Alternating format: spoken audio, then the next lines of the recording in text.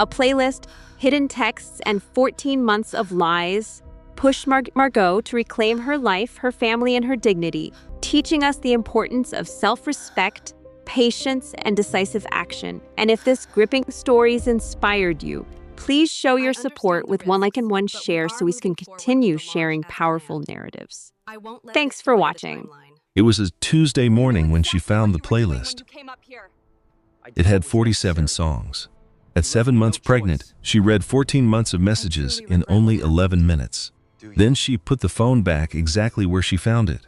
She got her yogurt, ate it standing up, and stared at the yard her own money had paid for. After that, she made one phone call. She didn't call to yell or to confront him. She called her lawyer, Russell, and simply said, "I need the prenuptial documents." That was the moment she stopped being his wife and remembered she was an Ellison. He had spent $18,000 on flowers for another woman's birthday, a party he planned while she was busy setting up their baby's nursery. He raised a glass to a 30-year-old in a red dress in a building her own family owned. The thing is, he never actually read the prenup. He never asked about her trust fund. He just assumed she was simple, that she needed him. That was his one huge mistake, and it was about to cost him absolutely everything. Because the most dangerous woman in any room is the one who already knows the truth and is just deciding what to do about it. But this isn't just a story about betrayal. It's about a woman who made herself small just so someone else could feel big. This is about the moment she decided she was done shrinking. If this story resonates with you, drop an emoji in the comments. And if you know a woman who has been a little too quiet lately, share this with her. She might need to hear it. Subscribe so you don't miss the stories that matter. That playlist was a soundtrack for a life I was meant to have, left right on the kitchen counter. It was called Cass Summer, and it held 47 promises. Margot only knew 3 of the songs. I told Margot I hated them. It was just easier than admitting they belonged to someone else now. It was a Tuesday in late August.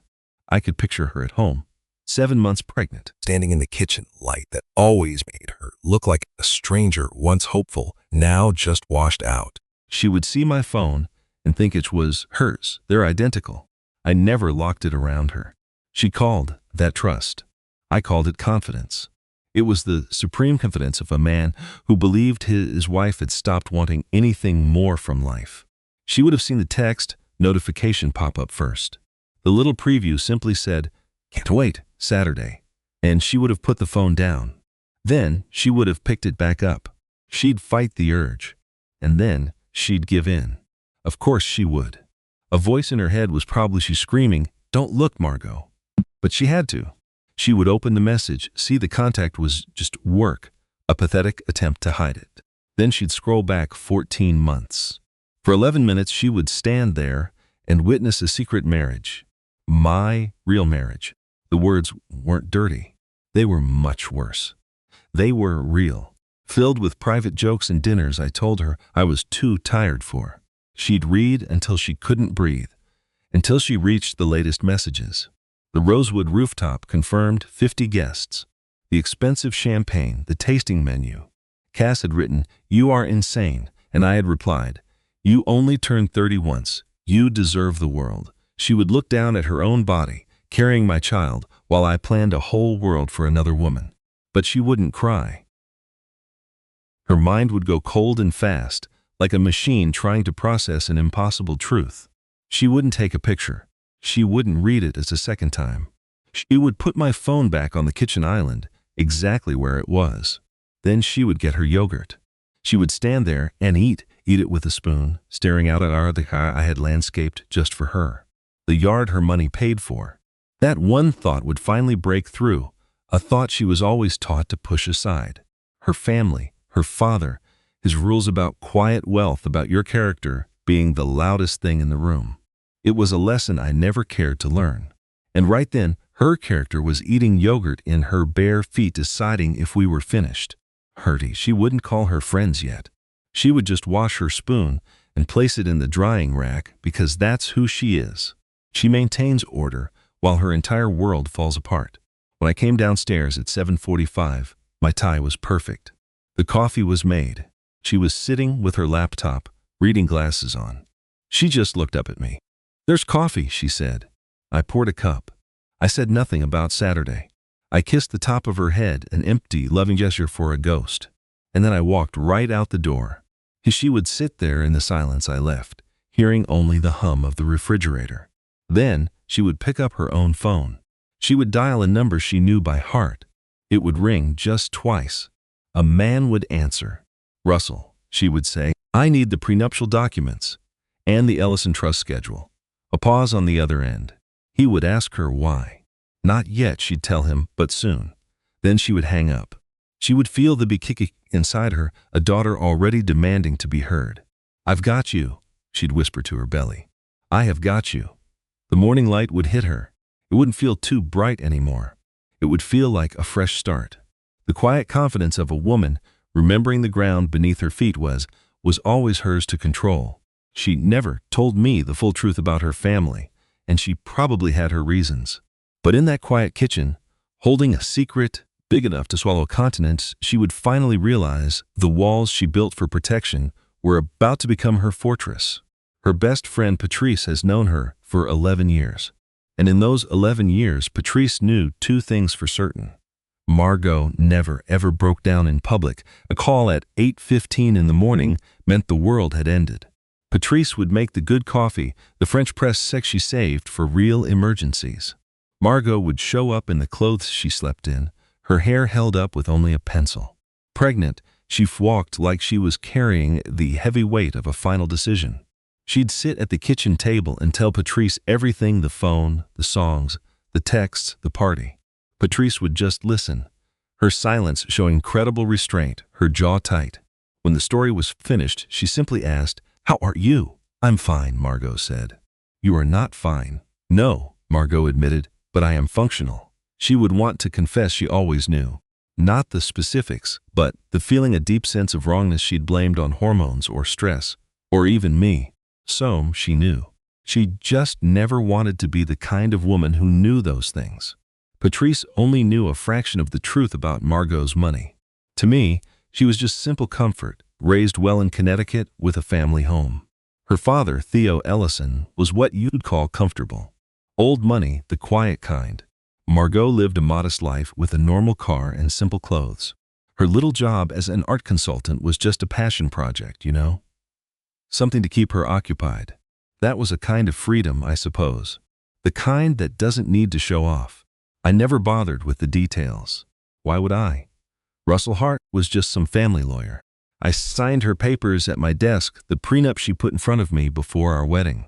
I had some cheap lawyer I found online review it for maybe 40 minutes. It was for the best. That contract on my life, the one I never actually read, was ending. I never said that out loud, of course.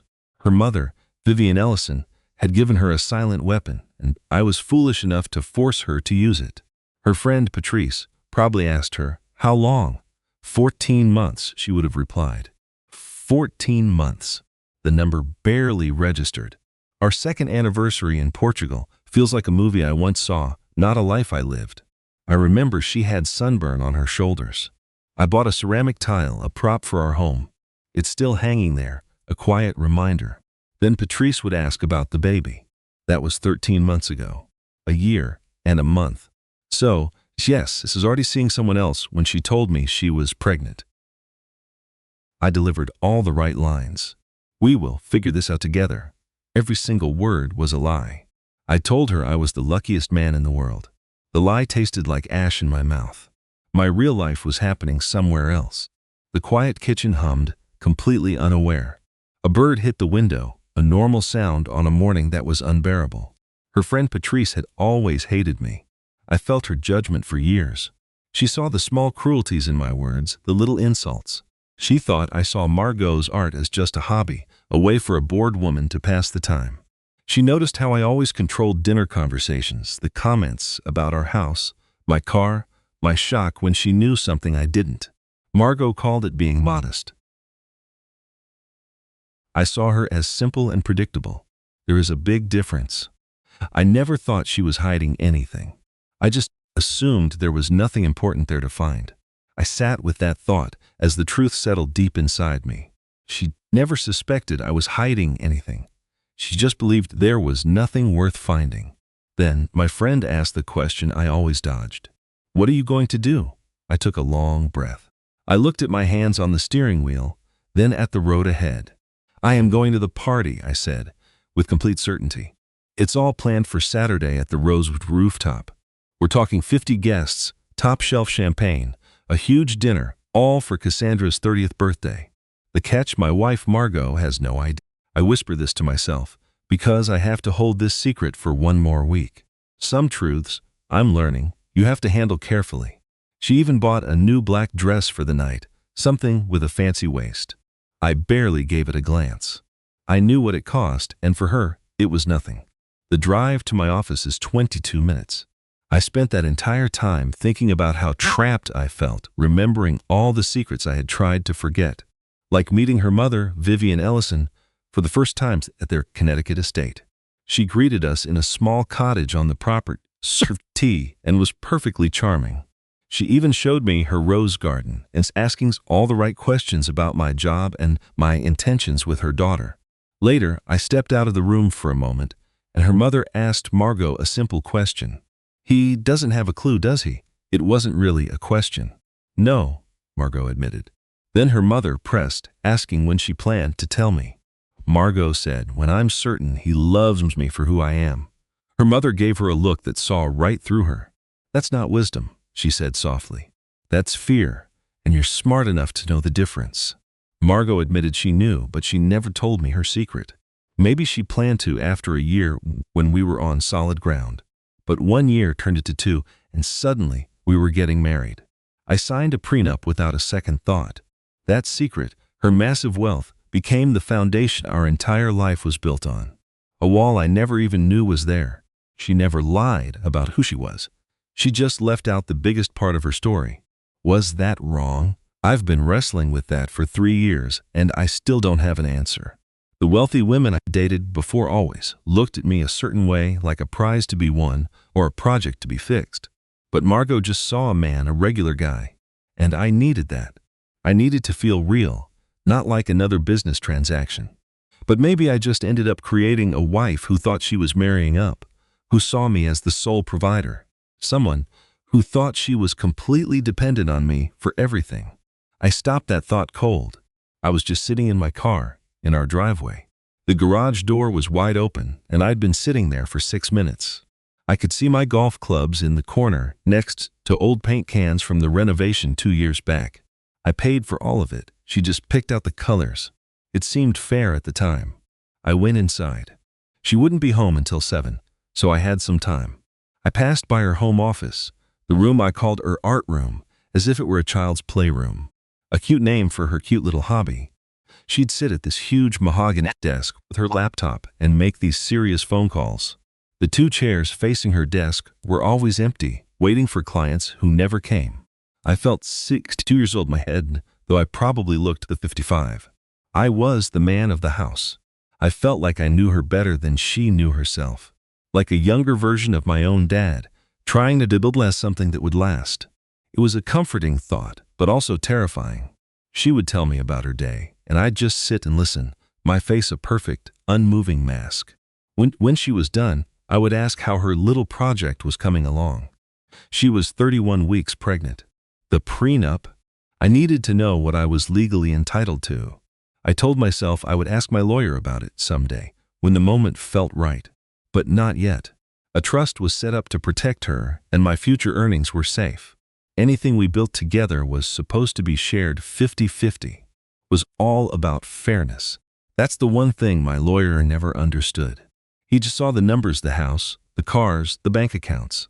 He saw what I contributed versus what she contributed, which he said was practically nothing. But what about the life I gave her? The sense of normalcy. The house is now worth $1.2 million. I was the one up all night arguing with contractors. She just wrote checks from an account that was bottomless. That's what she brought to the marriage, endless easy money. Her father bought her a painting in 1987 for $40,000. She barely looks at it, and now it's worth a fortune. That's her world, a world I can never really enter. She has to be wondering, what if I knew about her trust? She thinks I'm a complete fool. She thinks I'm blind to everything, and she worked very hard to keep me that way. She handed me a document right before the wedding. Sign here, she said, as if it was nothing. Just a formality. I see now that I never had a claim to anything. Not to her family's name, their money, or any of her inheritance. My only claim was on her as a person, and I truly thought that would be enough. But the whole system was designed to keep me out, like I was just a guest in my own home. So now my lawyer is asking me what I want. I told him I have to go through with this party, for just this one night. He thinks this is all about the other woman, Cassandra. He doesn't understand this party is for me. This is me staking my claim on my own territory. I will not let her take this away. He would tell me to be careful, to think about the consequences, not my feelings. He would ask if he should be concerned. I'd tell him no. I'm not a man who causes a scene. I just need this one night to show her the life I built without using a single cent of her money. I need her to realize what she is about to lose. I'm sure she'll have her guy, Russell, start preparing her counterattack. She'll leak documents about her company press releases, old news clippings, board announcements.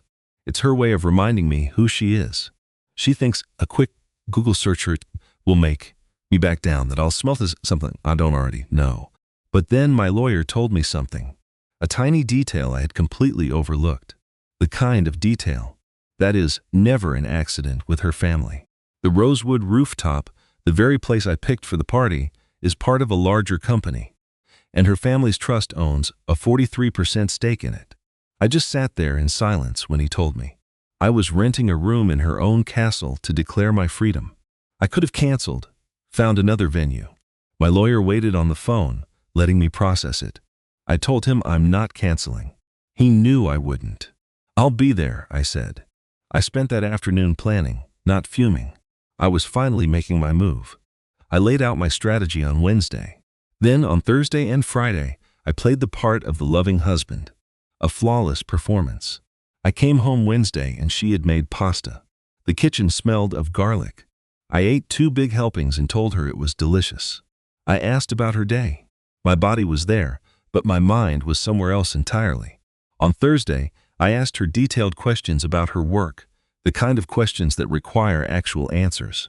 Watching her talk, I just felt this deep, heavy exhaustion, the kind a man feels after pretending for far too long. Feeling relaxed was a distant memory. Then Friday morning, we had her 31-week checkup. Dr. Caroline Merritt was a calm, straightforward woman. She made the whole thing feel like a casual conversation instead of a serious medical appointment. She pressed the cold gel and the wand against Margot's pregnant belly. I glanced at the monitor. Everything was perfect. The baby was growing on schedule, had a strong heartbeat, and was in the right position. Margot stared at the screen, but I saw something in her expression. It wasn't joy. It was something else. I drove her home. She kept repeating the doctor's words. The baby was perfect. The heart was strong. Great, I said flatly.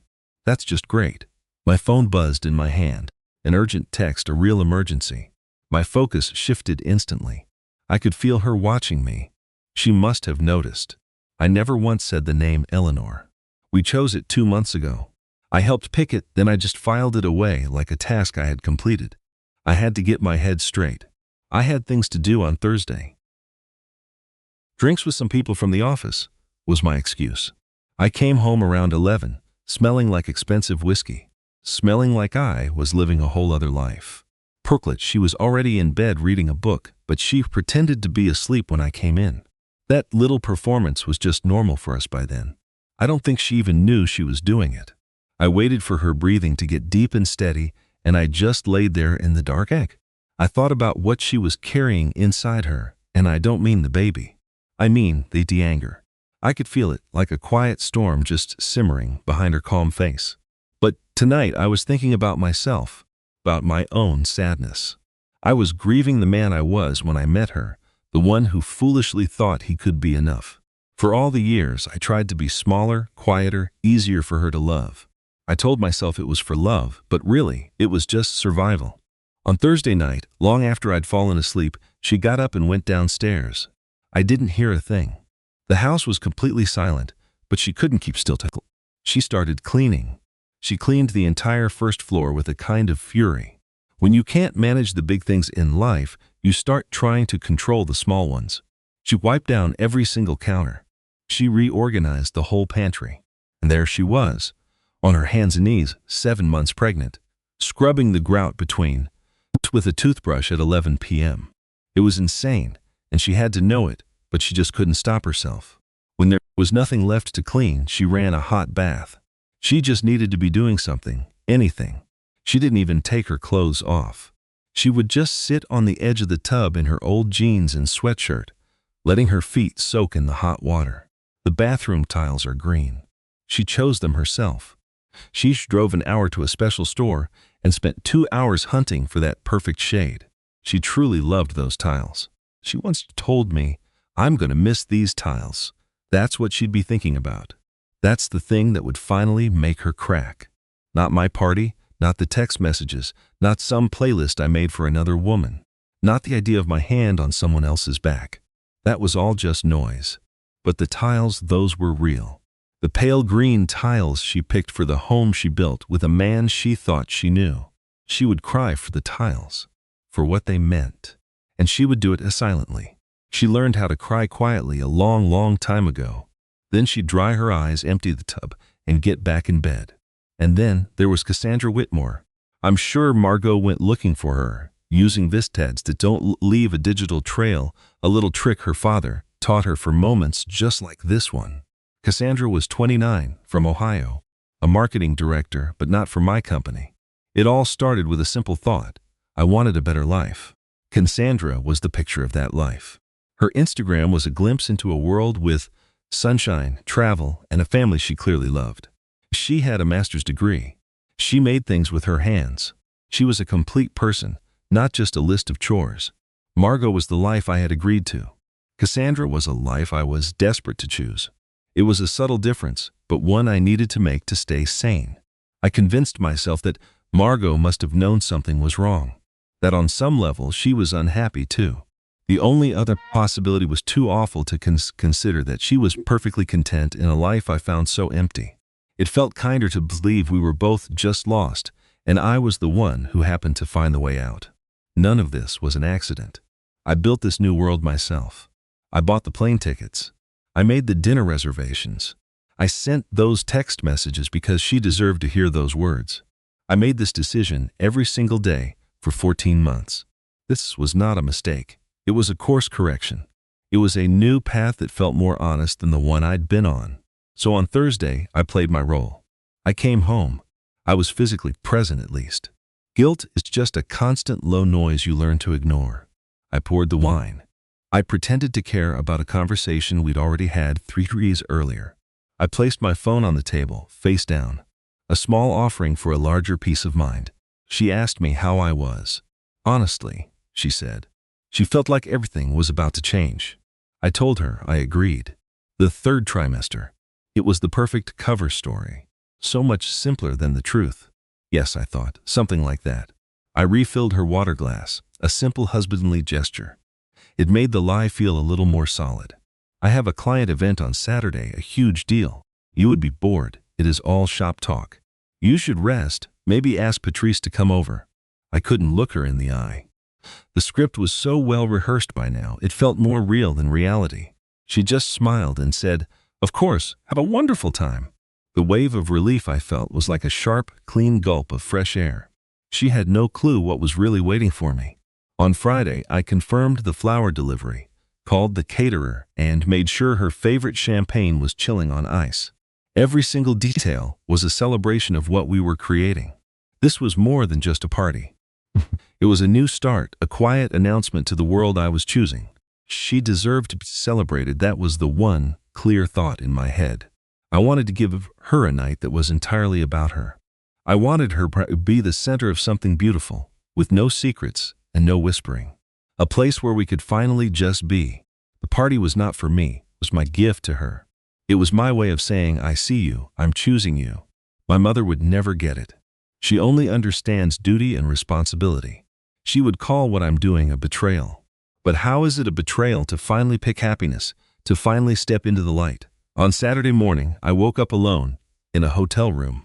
My mind was clear. The rooftop was perfect. The city lights were scattered across the sky like a net of stars with that perfect evening glow that makes everything feel possible again. I planned the space for months, the crisp white tablecloths, the small dance floor, expensive champagne chilling in silver buckets, and the air smelling of jasmine. That wall of flowers was a masterpiece, a cascade of white and cream. It cost a fortune, but I knew she would adore it. Guests began to show up, and a low hum of conversation started to rise. I felt a real sense of pride, a deep satisfaction. I made this perfect moment happen. I told myself to be patient. Don't search the crowd for her. Just let the night unfold naturally. Let her find me here, in this world I created for her. I stood by the bar, needing a drink. The bartender noticed my wedding ring. He couldn't know it felt like a part of a costume tonight. I found a spot by the railing. The view of the city was incredible from there. I could see everything. I waited for 3 minutes and 40 seconds before my business partner, Graham, found me. We talked about work. He laughed at one of my jokes. I was wearing a new suit, one Margot had never seen. It belonged to this new life. I felt light. The heavy weight I carried around every day was just gone. I realized that weight was my other life. It wasn't my job or the baby that was coming. The weight was the lie of my own happiness. And then, she was there. She walked up the stairs in a red dress, and my whole world tilted. The entire party seemed to shift and recenter around her. Conversations stopped. Heads turned to watch her. I turned too, and I know my face told the whole story. It wasn't just attraction, it was recognition, like finding a piece of yourself you thought was lost forever. I could finally breathe. I could breathe here, with her. She was the reason for it all, the justification for every difficult choice I had made. She was worth everything. She was my prize. At home, I was a responsibility. Here, I was simply a man in love. I knew with a sudden aching clarity that she was a fact, like the sky, real and undeniable. I crossed the room to her. I kissed her cheek, my hand naturally finding the small of her back. It felt like coming home. Her hand came to rest on my arm, a simple, easy signal that this was right. Then Graham saw something. I watched his face shift from confusion to a slow dawning horror to just raw animal panic. He looked like a man who'd just seen a ghost, a man who knew a hurricane was about to hit. He muttered some excuse and basically fled from me, moving quickly toward the edge of the rooftop. His face was as a blaring alarm, a silent warning I didn't understand yet. He spoke to her first. I couldn't hear what he said. I only saw the careful way he positioned himself. Then I followed his eyes, and I saw her, Margot, standing by the bar. The world just stopped moving. Two separate lives crashing into each other in one impossible moment. My mind was scrambling. This wasn't a coincidence. This was a trap. How did she know? What was she planning? She was a trespasser in my new world, a ghost from the life I was trying so desperately to escape. I had to move, to take back control of the situation. I walked toward her, plastering a look of happy surprise on my face. Margot, I said, what are you doing here? I was invited, she answered. Her voice was perfectly level. This is a hotel, Derek. Her eyes took in my party. The perfect lighting, the perfect jasmine. $18,000 on flowers, just for Cassandra. This was how she deserved to be celebrated. And then says Margot. My jaw clenched. After 3 years, she could still read me like an open book. A curse, a work event, a colleague, I stammered. The lie sounded pathetic even to me. It was for a client, she corrected me, her voice as pleasant and sharp as a razor. Yes, a client. Name them, she said. Her silence was her greatest weapon. It always has been. The way she said my name didn't carry even a hint of a tremor. No fear, just complete certainty. What is their name? The silence stretched on as the party noise faded to a dull hum. The whole world shrank to just the tiny space between us. A strange sort of calm washed over her face. It was not anger, it was not sadness. It was clarity, a terrible kind of finality. I grabbed her arm. We had to get out of here, away from all these watching eyes. The show was over. This was real. My face felt numb. I was scared, and I was already planning my next move. Deep down, a part of me was strangely relieved. The waiting was finally over. I can explain this. I started. The words I know. You do not need to. I found your phone. Her words were simple and direct. Tuesday morning. I read everything. The elevator dinged nearby. The party was a distant dream, a world I could no longer reach. I know about Cassandra. The name just hung in the air between us. 14 months. You told her she deserved the world. She paused, twisting the knife. Our daughter is due in 2 months, Derek. You promised someone else the world while I was carrying your child. Her words landed like a physical punch. All the blood drained from my face. Margot, I am so sorry. It is never that easy, is it? I know, she said, things always get complicated. That is not an excuse, it is just life. I told her I loved her, but the words felt hollow. This party, this room, this is not Daunt, she said, her voice soft but absolute. Please, just don't. And I stopped. We will talk, she promised. But not here. My lawyer will be calling your lawyer on Monday. Until then, do not even think about coming home. It felt like a verdict. I could only stand there and stare. I am going back to the party, she told me. My party. Why? She looked right through me at a man she no longer recognized. This tie that Cassandra had picked out, my new suit, the expression on my face. The look of a man who just lost a game he did not realize he was even playing. Because I am not the one who has to leave, she said. Then she turned around and walked back to the lights and the music, grabbing a glass of water from the bartender. She found a small table at the edge of the rooftop and just sat down. Completely alone, pregnant, and at my mistress's 30th birthday party. Somehow, she looked calm. The kind of calm that comes right before everything explodes. But here's the one part I did not know for a very long time. She had cried on her way up in the elevator, but never where I could see her. She would never let me see. She was not crying for the guests, and she was not crying for Graham. She was crying only for herself. For exactly 43 seconds, between the lobby and the roof, she leaned on the glass and silently broke down. It was a skill she had learned years ago. The doors opened, and she just stopped. She was always so good at stopping, that was the problem. I did not go back, I just could not. Graham told me what happened next. He found her about 20 minutes after I had fled. He approached her carefully, like he was trying to disarm a bomb, and sat down with a whiskey he clearly needed. Marga, he began, looking like an actor who had forgotten his lines. I need you to know I did not know for a while, but then you did know. She simply stating the fact. He had to be truthful. Yes, he admitted. And you did not say anything. She just looked at him. Graham, I am not angry with you. I understand. I just needed to know that you know. He nodded, looking almost relieved she was taking charge, telling him how to feel. Is there anything he started? No, she said. Just go enjoy the party. And he left her there. She sat by herself for another 35 minutes. Her friend was coming. She just waited, surrounded by the mess I had made, surrounded by jasmine flowers and the city glow. And that S when Cassandra saw her. I didn't know it then, but she was watching. Cassandra Whitmore, on the night of her 30th birthday, and questions were starting to form. She saw me run away. She saw the pregnant woman sitting all alone, the one my partner was now confessing to. So she went and asked Graham. And Graham, who was having the worst night of his life, told her. He told her just enough to change everything. And Cassandra spent the rest of her perfect birthday party holding a horrible new truth. The story she was living was a total lie. Its ending was rewritten without her permission. I know I should feel bad about it. A small selfish part of me does. The part that needed her to be my escape. That part is almost sorry for what I did. Then Vivian, Margot's mother, arrived. At 9:15, 40 minutes late, which meant she had probably stopped for a drink or new shoes or both. Vivian Ellison did not just walk into a room. She commanded it without a word, becoming its center of gravity. She walked straight to Margot's table, and she sat down. She looked at her only daughter and asked, "Are you okay?" "No," Margot said.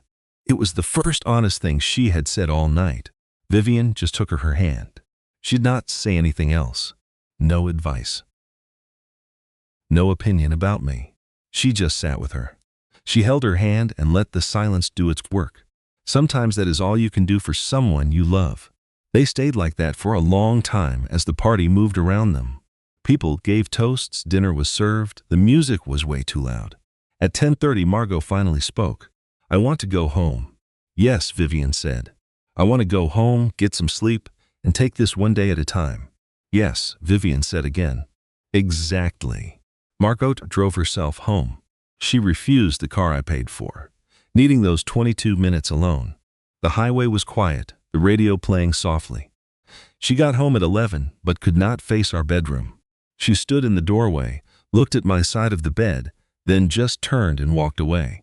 She went to the nursery, the one room she had made so perfect. The soft white walls, the crib she had assembled herself, the rocking chair positioned perfectly to catch the morning light. She sat down in that chair, holding her stomach. It was 3 a.m.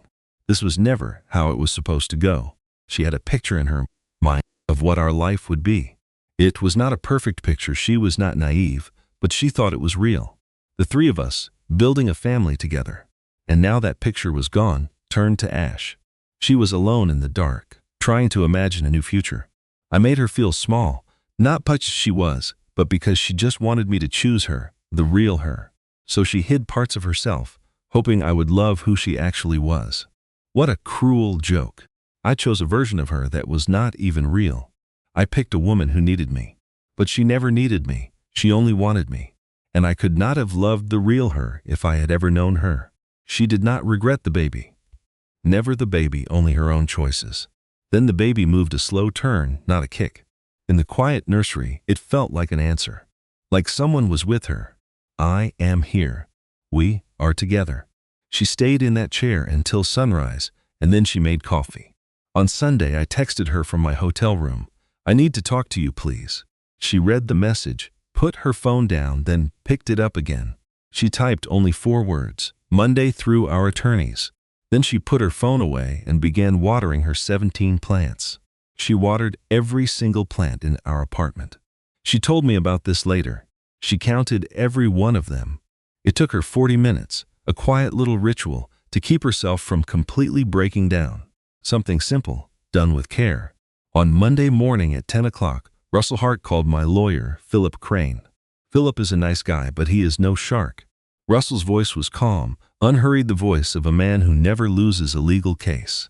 He told Philip that Margot Ellison was filing for divorce, that our prenuptial agreement was airtight, and that our shared assets were much smaller than I realized. Most of our wealth came from her private trust. He said if I tried to fight, certain her family's matters would become very public. Philip called me 45 minutes later. I had a million questions. He had no answers. Russell, her lawyer, mentioned Ellison Holdings. My lawyer asked what I knew about it. I said it was just some family trust. He told me I should have read the prenup.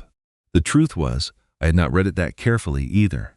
There was a long silence on the line. Then, my lawyer told me his words were, "My client needs 24 hours. And yes, I absolutely needed those 24 hours. I hung up the phone. I just sat at my desk. The light outside felt dim. Summer was definitely over. Then at 2:15 my phone rang. It was an unknown number. I have this weird fear of unknown numbers, a feeling they only call with terrible news. It was a woman's voice, hesitant and tired. Cassandra Whitmore. She apologized and said she could just hang up. I listened to her voice, like a ghost from a life that was already over. I told her not to. I needed to hear this. "I am sorry." That's all she wanted to say. She knew it wouldn't fix anything, but she needed me to hear it from her. "Okay," was all I could manage to say. "He told me," she said, "that your marriage was finished, that you were separating and just working out the details." That was the story he told me from the start. And that's what I believed. I stayed completely silent. "I know how this sounds," she went on, the classic excuse of the other woman.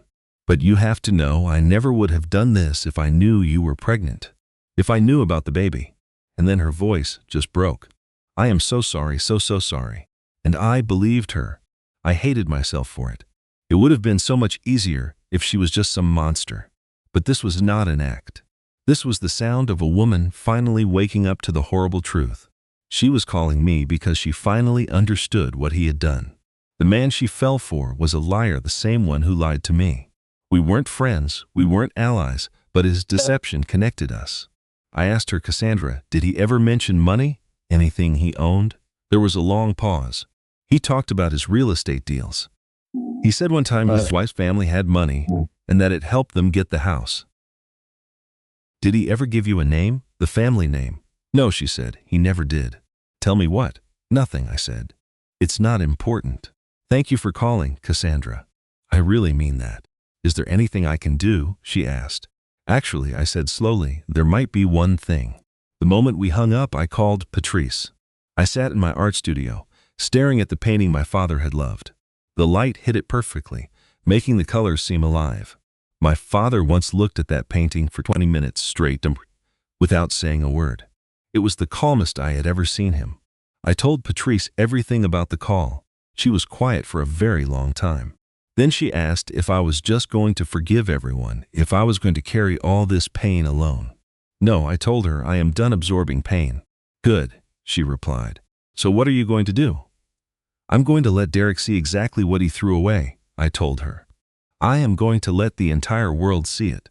I said it out loud to the empty room, just to hear it. I had made myself smaller for him, to make him feel bigger. I am done being small. At 3 o'clock on Tuesday, Derek came over. He called first. He asked if we could talk, without the lawyers, just us.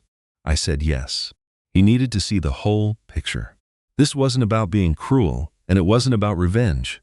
It was about making him finally understand the true value of what he had lost. He looked awful. 2 nights in a hotel had completely destroyed him. The call from my lawyer had clearly shattered him. He looked like a man who kept doing the math and hating the answer more each time. He sat at my kitchen table. I sat directly across from him. Tell me what you need, he said. I had never heard his voice like that. It was the sound of total, absolute defeat. I need you to understand something first, I said, before we even start talking about what I need. I took a deep breath. When we first met, it was a test. I had to know if you could love me for me, completely separate from my family. That has always meant everything to me.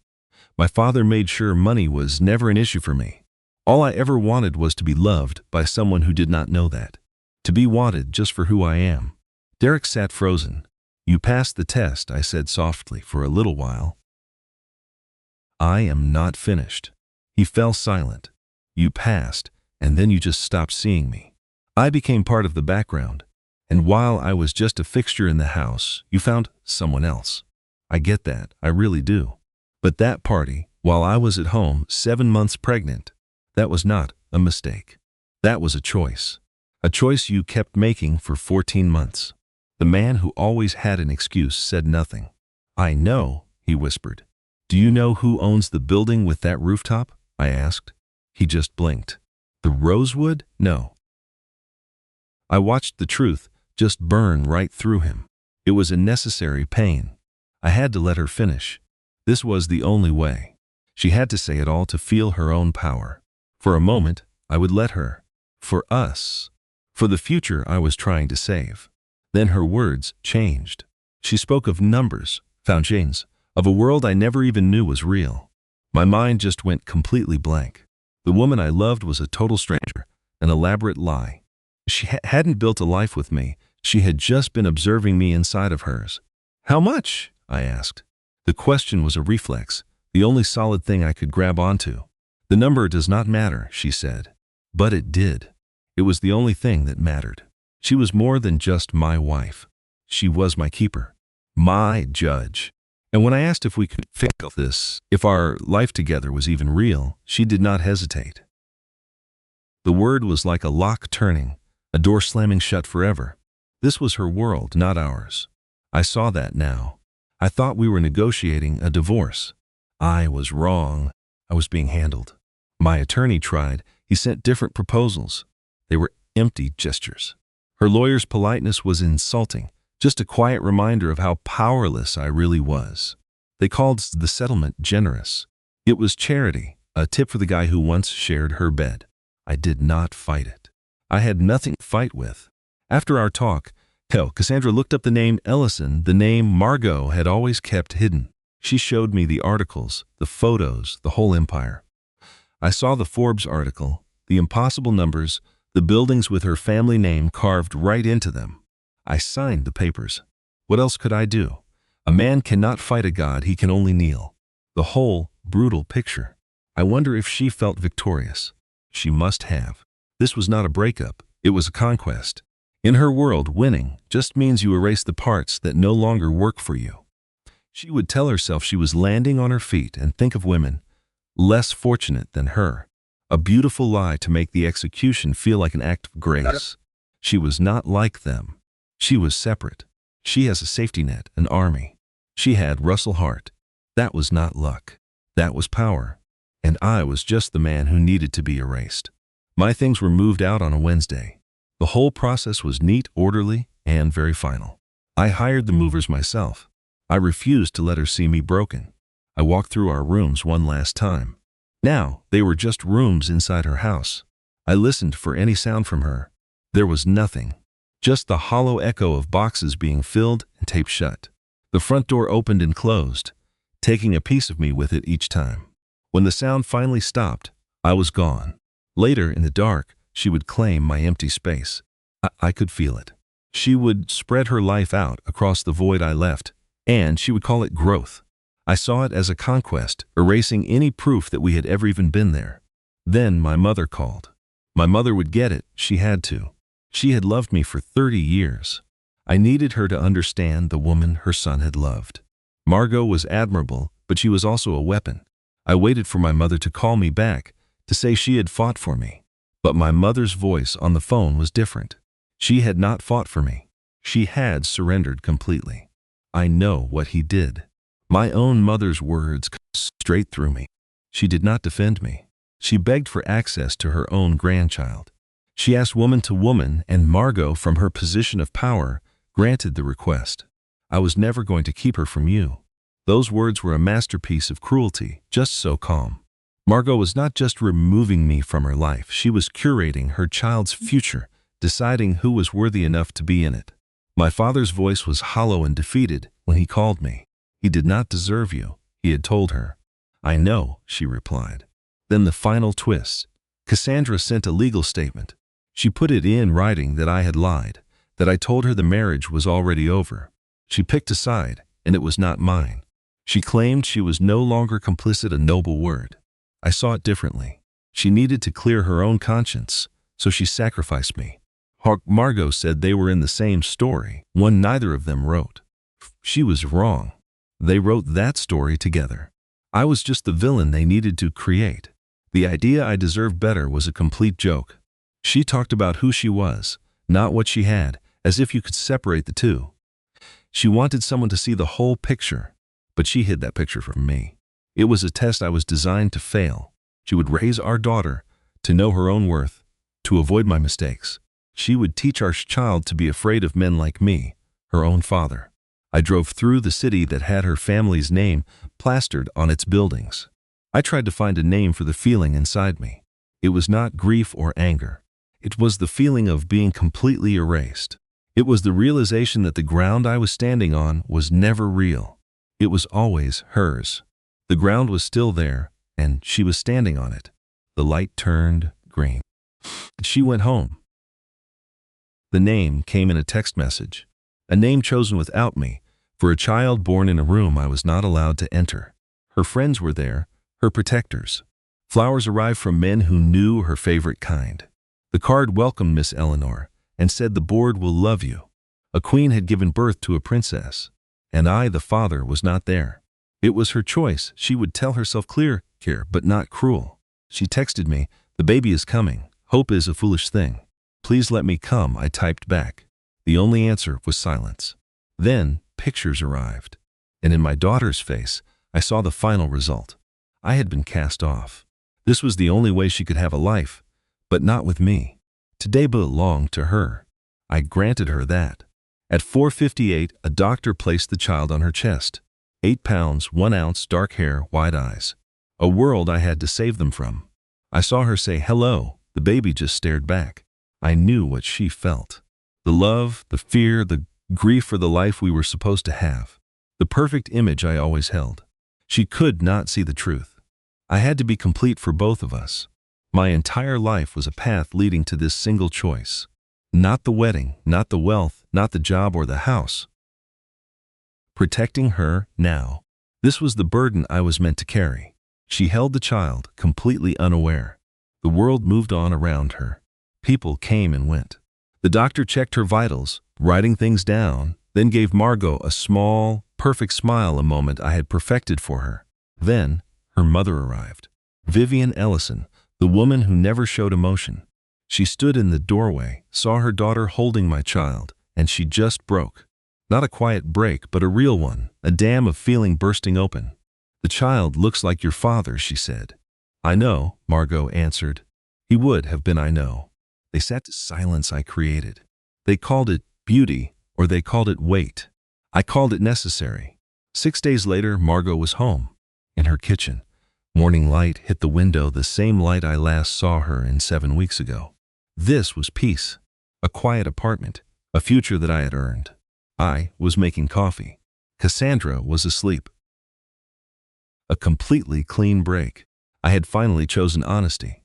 I thought of Eleanor, a brief pang for a name on a screen. But Margot would handle it. She was an Ellison. They handle things.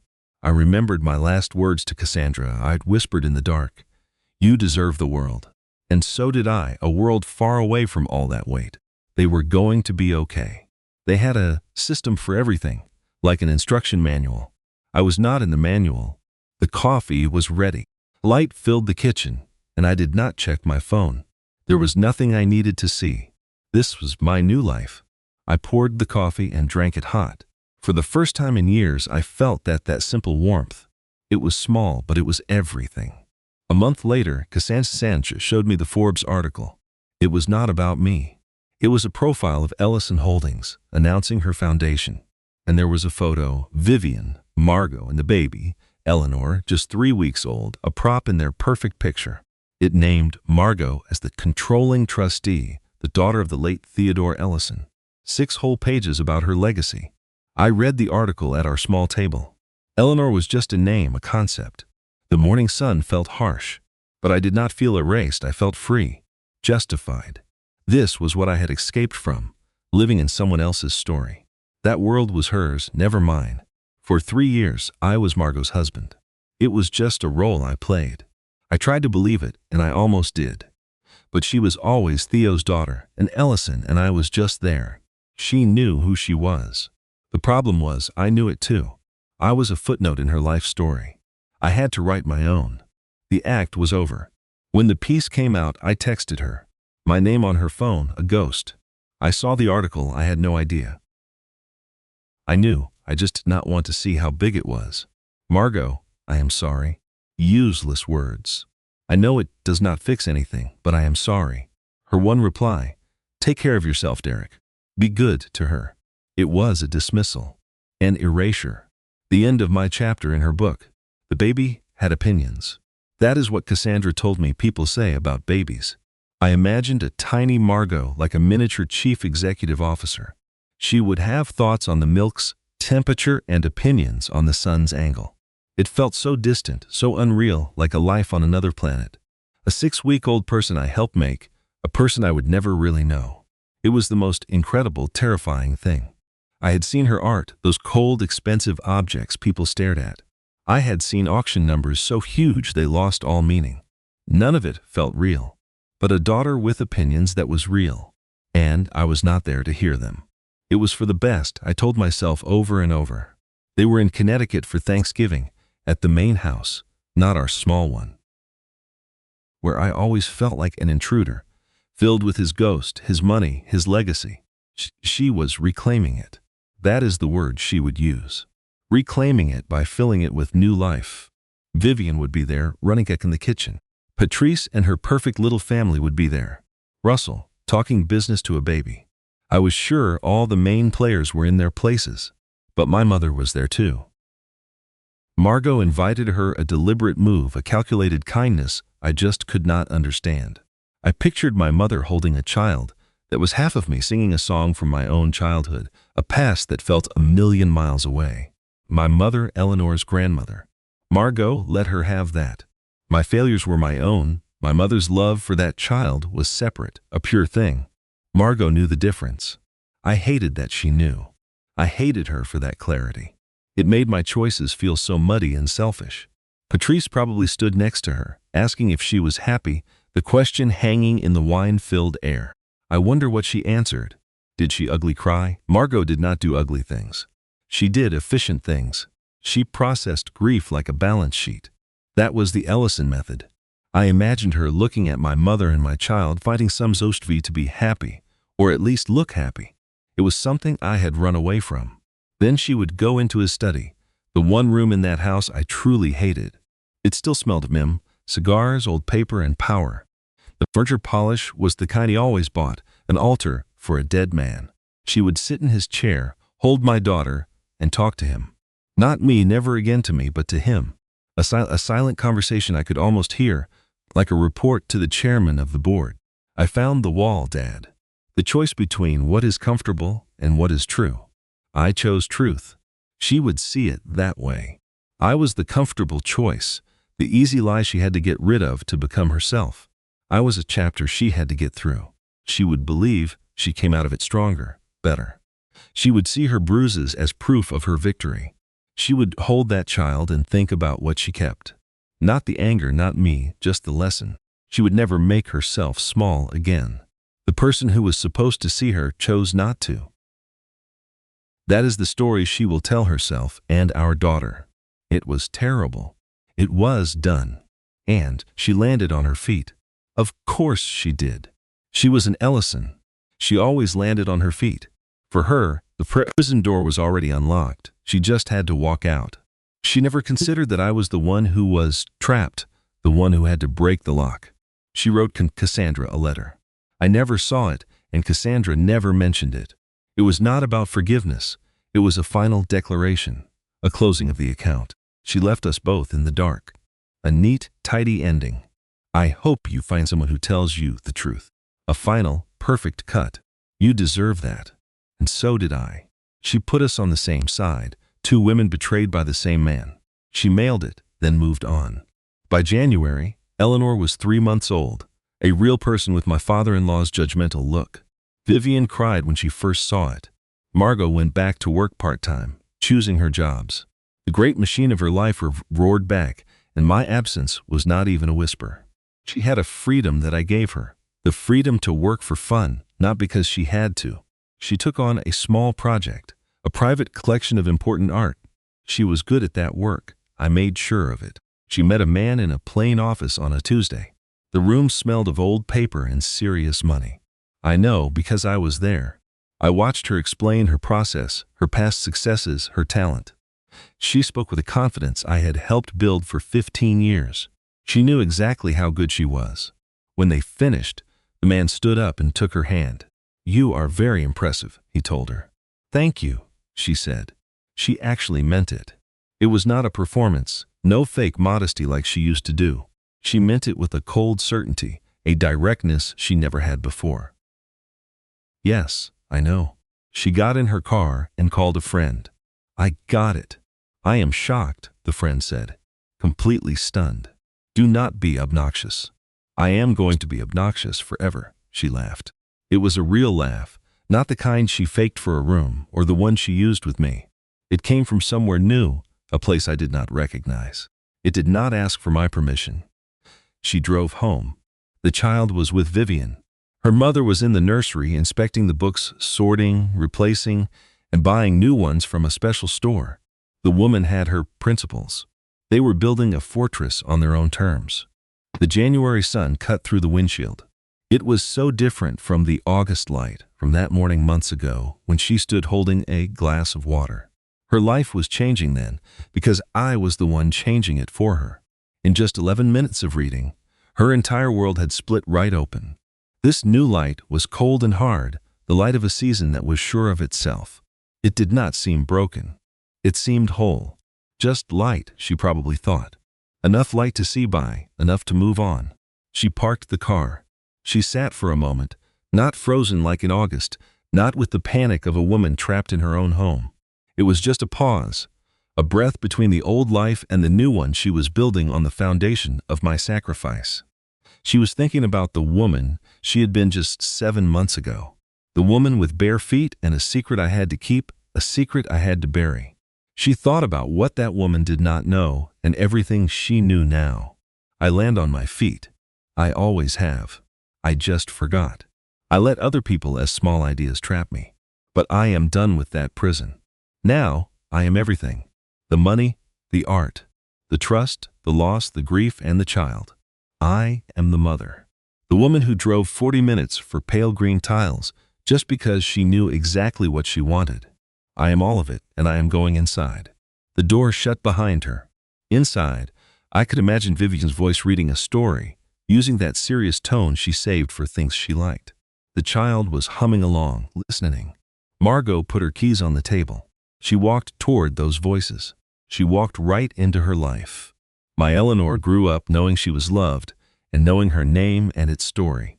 A story I wrote myself. A house with pale green tiles, a small painting on the wall, a grandmother who read to her with a serious voice. She grew up knowing her mother made a powerful choice, that she once stood very still in a kitchen and made a decision. She chose the child. That is the story she will be told. It's a simple, carefully put together by those of us who are left. It's a story with a purpose, made with love, to give her a truth she can hold on to. A lesson we want her to learn. But I am still here, and someday that story will need a new ending. The real one. Our team works hard to research and create these stories, sharing meaningful narratives with valuable life lessons. Each one is designed to entertain, inspire, and empower you. We truly believe great stories can change love, and we promise to keep bringing you content that matters. Thank you for being a part of our community.